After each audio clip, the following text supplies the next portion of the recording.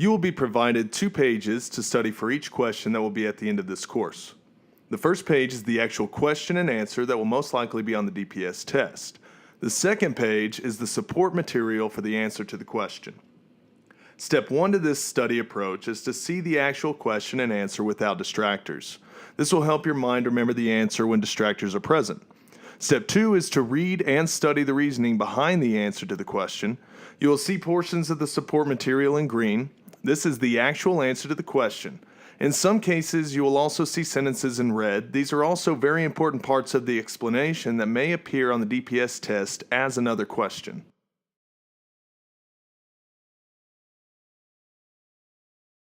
The danger zone for a school bus is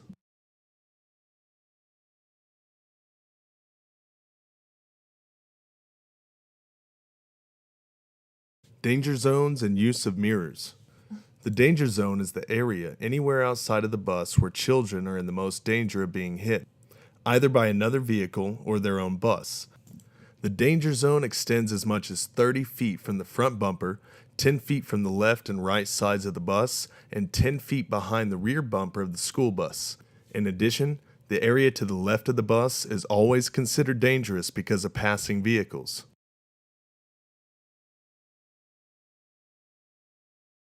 The blind spot behind the bus extends up to feet behind the bus.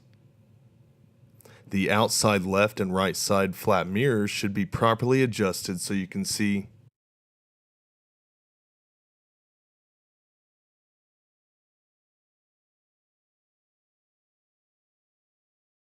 outside left and right side flat mirrors.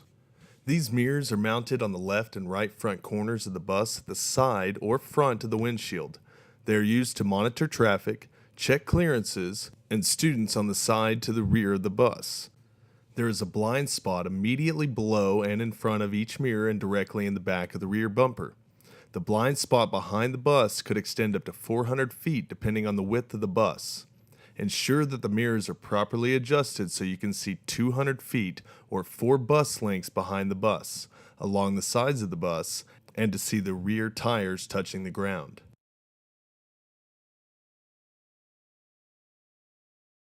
The outside left and right side crossover mirrors are mounted on the front corners of the bus. You should position them so you can see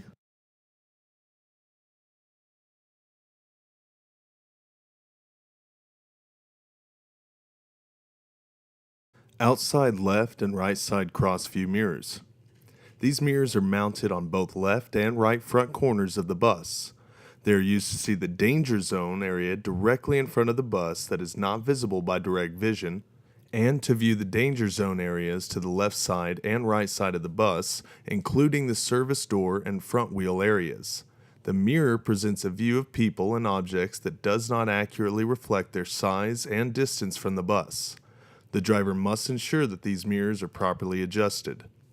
Ensure that the mirrors are properly adjusted so you can see the entire area in front of the bus from the front bumper at the ground level to a point where the direct vision is possible. Direct vision and mirror view vision should overlap. The right and left front tires touching the ground, the area from the front of the bus to the service door. These mirrors, along with the convex and flat mirrors, should be viewed in a logical sequence to ensure that a child or object is not in any of the danger zones.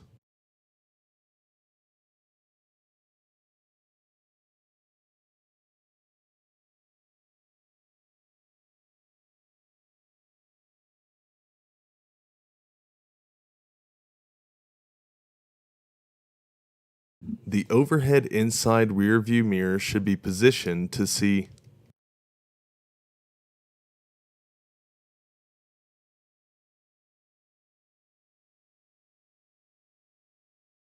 overhead inside rear view mirror.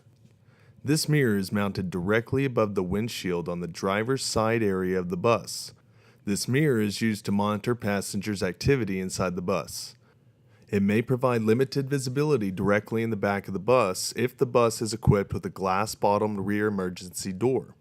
There is a blind spot area directly behind the driver's seat, as well as a large blind spot area that begins at the rear bumper and could extend up to 400 feet or more behind the bus. You must use the exterior side mirrors to monitor traffic that approaches and enters this area. Ensure that the mirrors are properly adjusted so you can see the top of the rear window and the top of the mirror, and all of the students, including the heads of the students right behind you.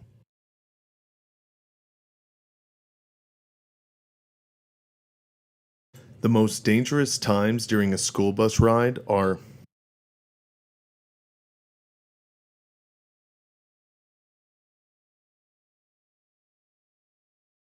loading and unloading.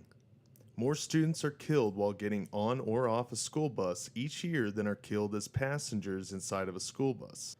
As a result, knowing what to do before, during, and after loading or unloading students is critical. This section will give you procedures to help you avoid unsafe conditions which could result in injuries or fatalities during and after loading and unloading students.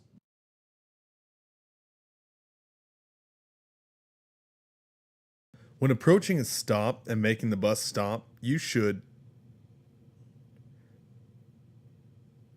during loading and unloading students, you should check your mirrors.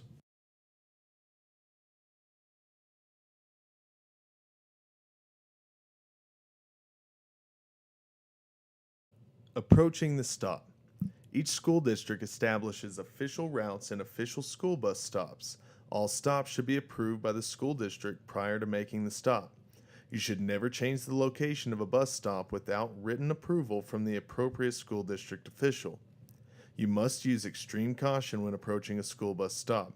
You are in a very demanding situation when entering these areas. It is critical that you understand and follow all state and local laws and regulations regarding approaching a school bus stop. This would involve the proper use of mirrors, alternating flashing lamps, and when equipped, the movable stop signal arm and crossing control arm.